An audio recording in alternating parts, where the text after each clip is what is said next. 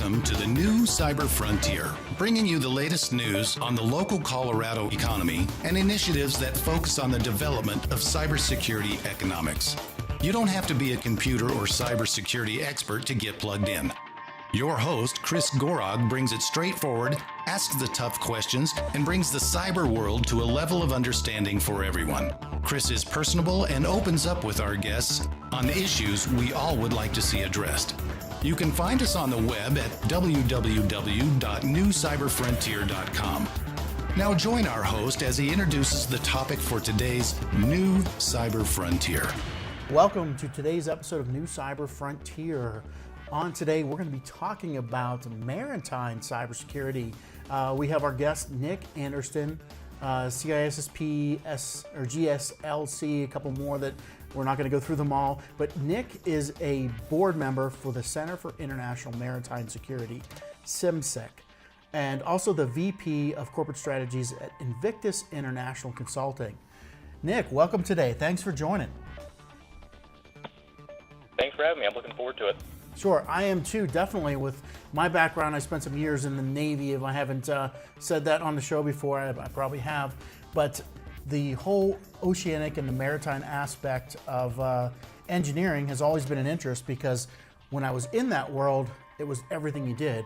But now that I'm, a drylander, we'll say, you don't hear much about it. You're not involved much. It seems like it's its own thing happening out there, but it's not. It's so interdependent into our culture with all the shipping and things we use daily. But Nick, first of all, give us your background. Tell us how you got to where you're at and working in this the CIMSEC. Absolutely, thanks. So I actually started out earlier in my career as an active duty Marine, and that gave me the opportunity through my deployments to places like Iraq and my postings overseas, and eventually coming back stateside and working around DC to begin, as well as maturing as a technology professional, to begin to work within the field of cybersecurity as well. So I eventually worked as the Chief Security Officer for a cybersecurity nonprofit focused on work and integration between what we're doing here in the United States and what our international partners are doing, kind of providing a forum for mutual discussion and education, and worked for the federal governments as well as a couple of consulting and contracting firms. Ran a little bit of independent business as well, eventually culminating in serving as the CIO for Coast Guard Intelligence here in D.C., as well as a Department of the Navy senior executive in the Pentagon, working as the CIO for Naval Intelligence. And that's really where I've had the opportunity to begin to focus on cybersecurity within the maritime domain and its impacts not only to federal organizations like DoD and DHS, but also its impacts throughout the rest of the United States, its economy, and all of our international partners. Yeah, so the first thing you think of is with shipping is all the things we get from overseas. And I was in the store the other day, and I realized that half of the fruit section in the grocery store are from South America. All these blackberries and the vegetables that they must come in real time or just in time marketing or shipping, but they have to come in through a port. How dependent are we nowadays on that type of international shipping for our daily lives? Yeah, we're critically dependent on the ability to move goods and people throughout the maritime domain. Just to give you one example, we have a dozen ships or more that handle more than $1 billion worth of goods each day just within the port of Los Angeles and Long Beach, or LA. It's certainly our nation's busiest seaport, but just within that individual port a day, we have $1 billion worth of goods coming to the United States.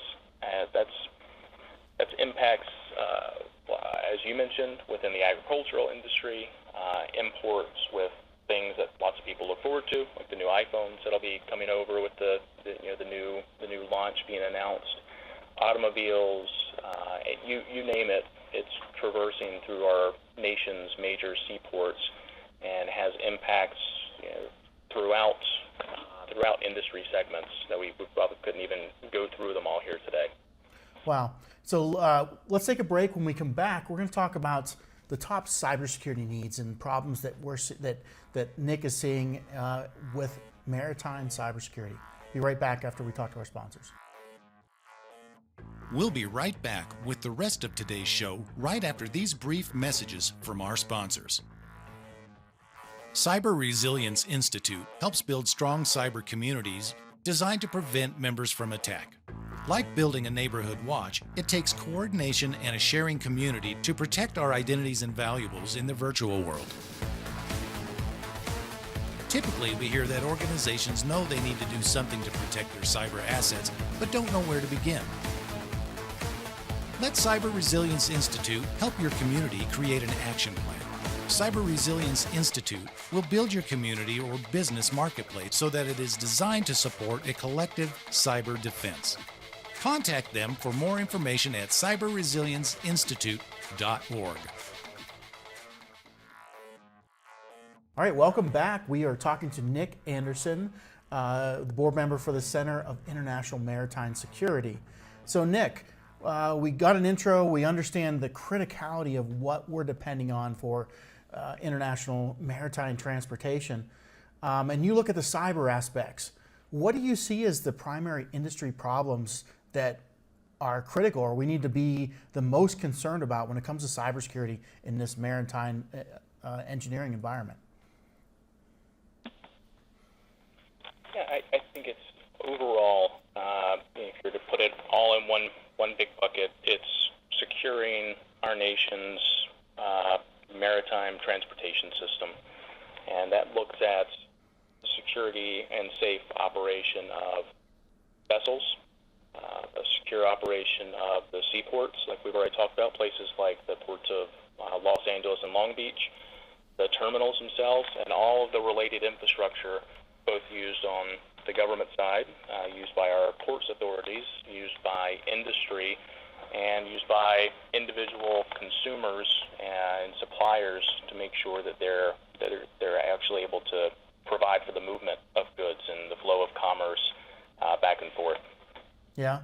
So if we looked at those one at a time, the ships, they're almost to the point where they're autonomous, running on GPS all around the world. Is that the case? How much are we dependent on computer systems to entirely drive a good percentage of the ships out there? Yeah, absolutely. So there are several concepts that are out there. Just like we continue to have the debates and look at the testing here on land for things like self-driving cars. There are companies like Rolls-Royce that have unveiled concepts of fleets of self-driving drone ships that they see coming to bear within the next several years, being piloted and crewed through virtual bridges and land-based control centers. So when you look at concepts like that of the future, of reducing the required crew on board a ship, freeing up time, freeing up resources, freeing up money to be able to operate those from a land-based control center, it becomes critically dependent to make sure that we're examining the cybersecurity risk that's inherent with those future concepts.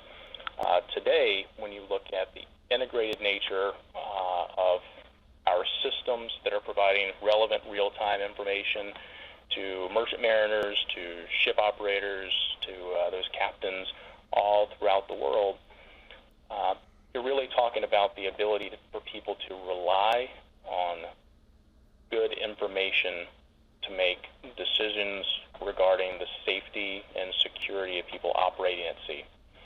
We look at heartbreaking incidents in recent history like the McCain, and we see the impacts of what can happen with a ship collision. We have to make sure that people have the best and most reliable information available to make those decisions. Now, that was not a cybersecurity-driven event. That's something the Navy has gone publicly publicly through and is talked about. But when we look at our ability to make positive decisions regarding navigation of the vessels while they're at sea, it's critically important. Sometimes there's not a high degree of latitude. There's not a whole lot of room for error when people are navigating in and out of ports. When we look at things like depth and the ability to make sure that the ship's not going to run aground, we look at the position of other ships that are around us so we can provide awareness of the environment in which we're operating.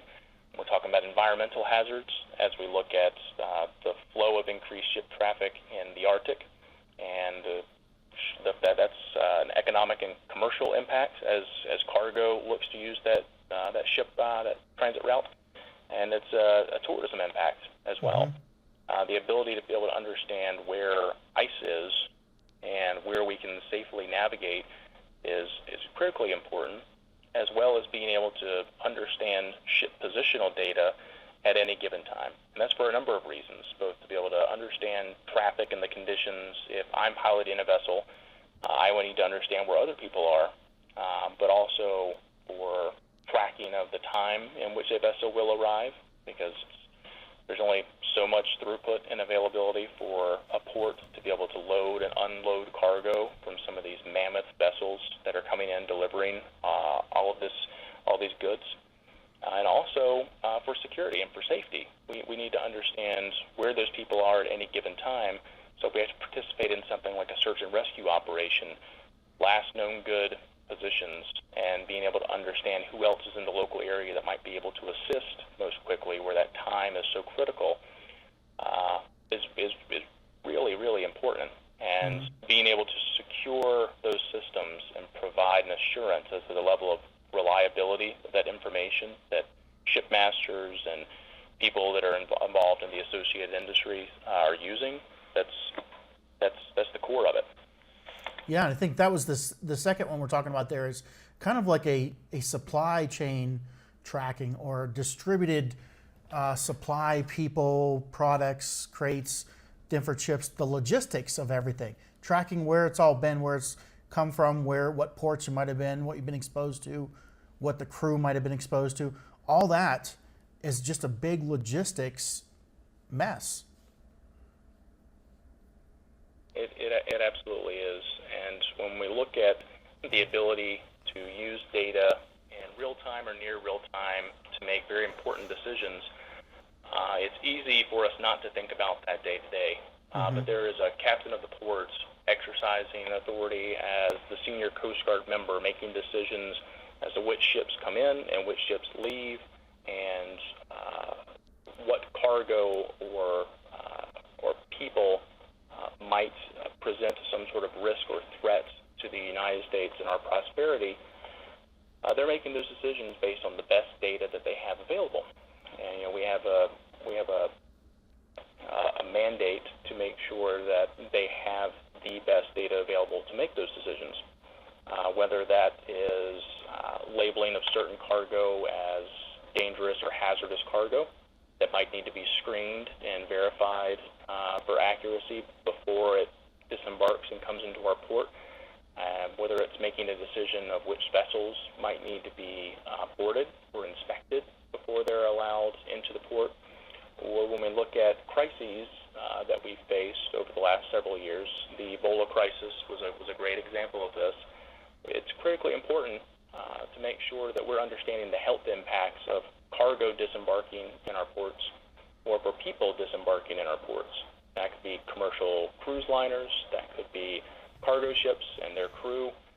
We need to be able to provide a high level of assurance that we understand which crew members may have embarked on that vessel, that have embarked or have recently been in one of those Western Africa Ebola-affected hotspot zones that we saw, or maybe there was cargo that was coming on there, and we needed to make sure we understood the timelines so that we can see, was it within that 21-day window where we needed to be able to see if symptoms had begun to set in.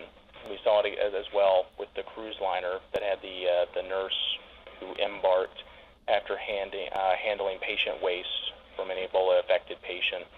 And we saw the impacts of that where South and Central American countries were not willing to have that cruise liner make port calls to their region because of the potential health impacts, because they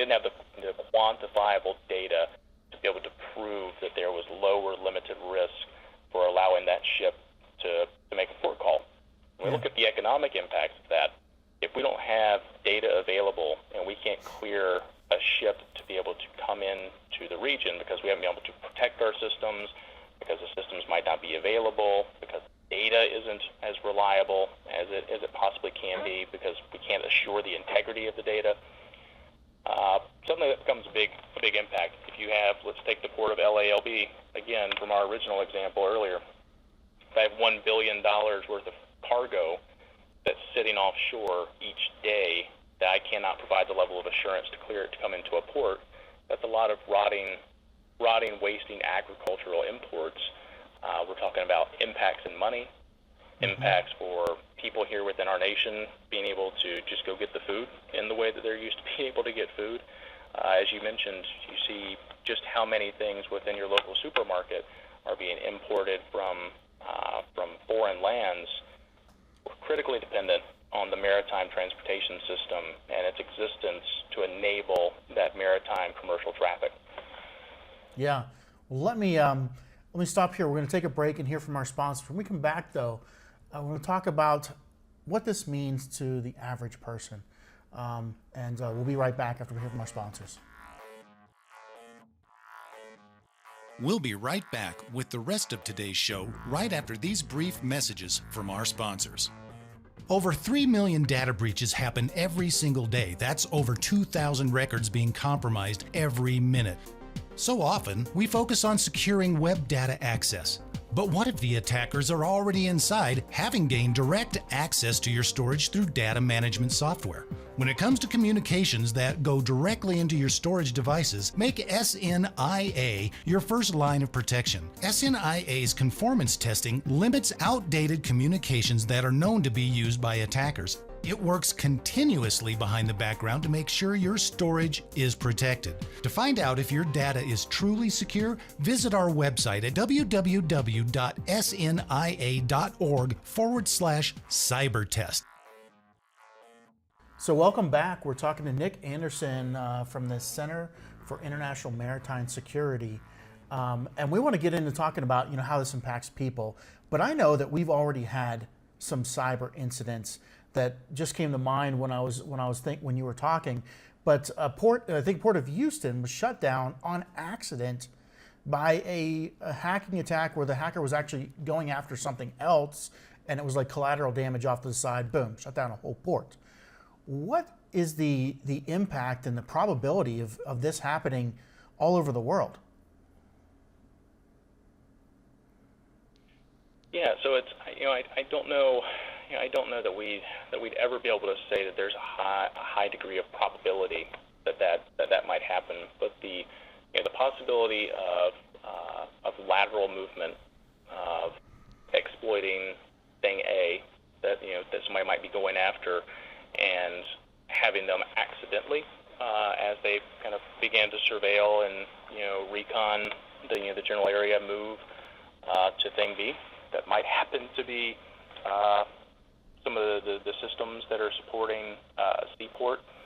That's a possibility in any industry. It's just the impacts that we see here with seaport terminals is incredibly high.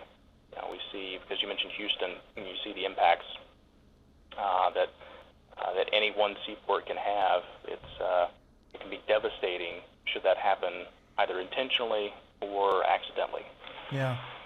Yeah, so if I'm the average person, I mean, if we're not involved with maritime operations, we just think the food shows up on the shelves.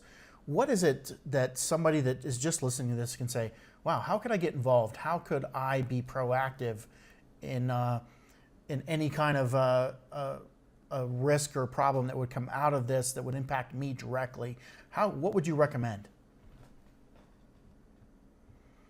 Yeah, so I think if you look at the impacts for a normal person, maybe isn't thinking about maritime industry or isn't living close to big water. Just think about 90% of world trade. 90% is the percentage of world trade that is transported by sea, with ships and ports and our navigable waterways acting as the support supporting infrastructure for the global economy.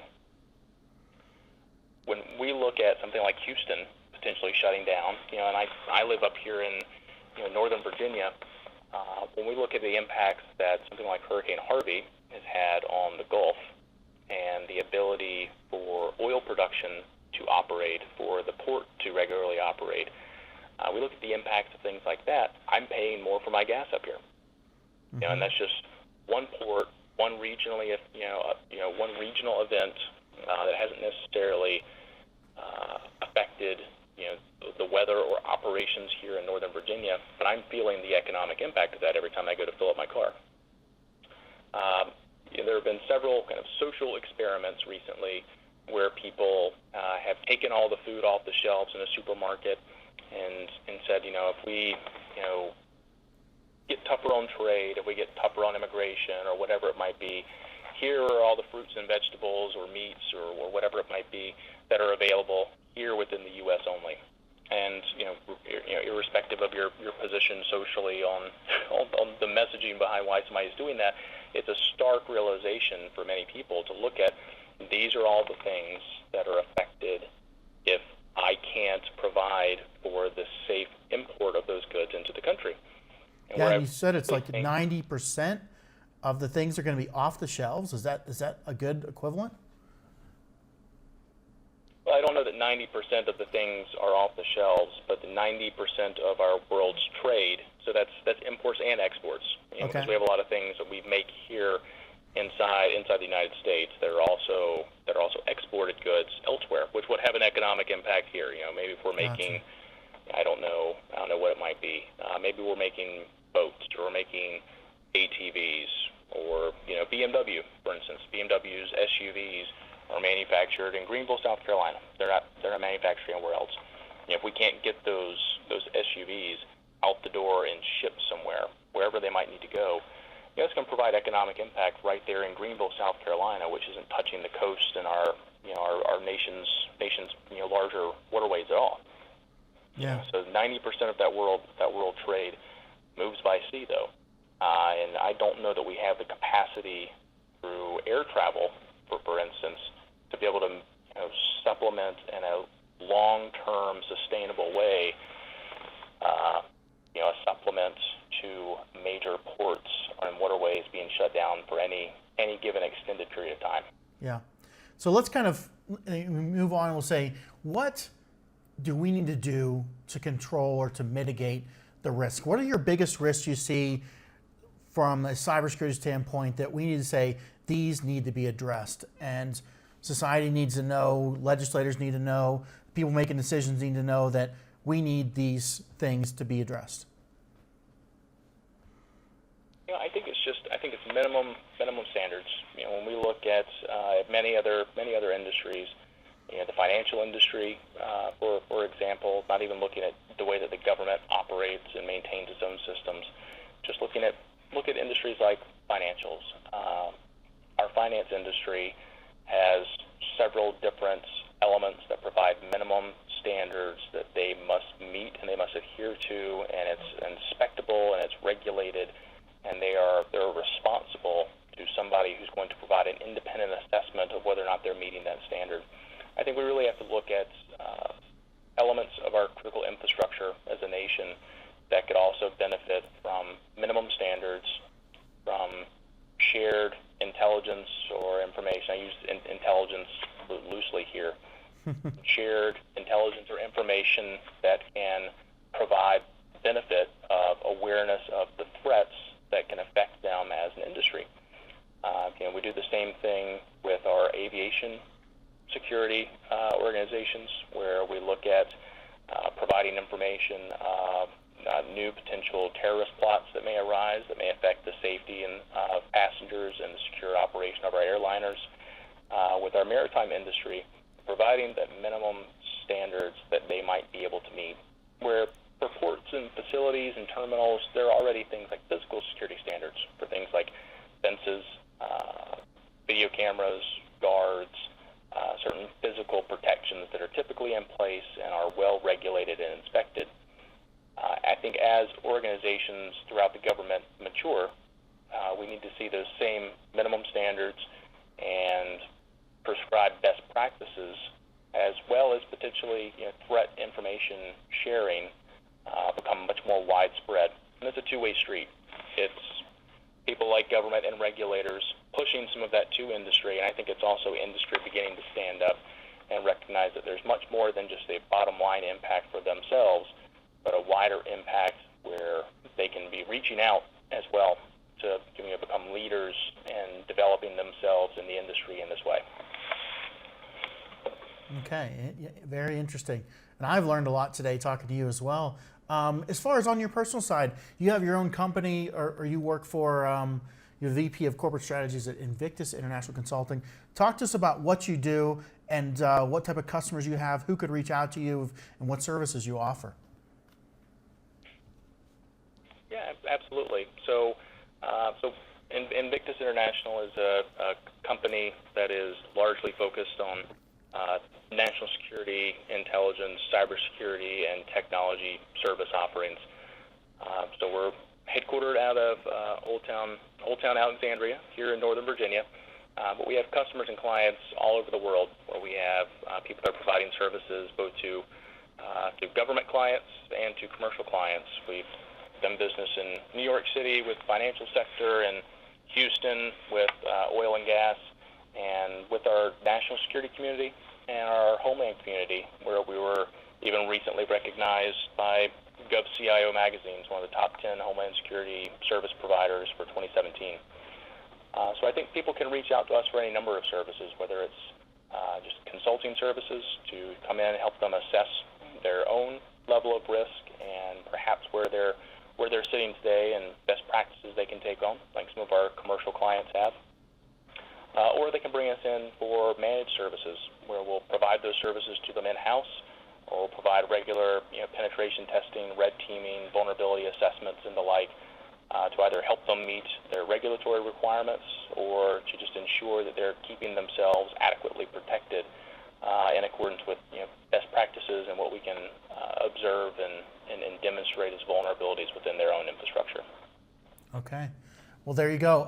And feel free to reach out. You want to give a website that somebody or an email address that somebody can reach out to you at? Sure, absolutely. So I can be reached at nick.anderson, Andersen. I'd make it a little bit difficult for people to find me with the EN. And that's at Invictus IC, INVICTUSIC.com. And that's also our website, or for our CIMSEC brethren with the Center for International Maritime Security, which I think you mentioned I'm on their board. It's CIMSEC.org, CIMSEC.org. We're actually going through some pretty interesting discussions as we go through articles and focus weeks, both on some of the things like we may have talked about here today. Cyber threats to navies was a recent sea control article that we had on there, and also discussions about future technology and things like artificial intelligence, and will it be disruptive to the way that we've conducted war as a nation over the last several years. So it's lots of good information there. Yeah. Is there anything that CIMSEC needs people to reach out to them for, to engage with, or events that you have type of things on the calendar coming up? Yes, we absolutely have a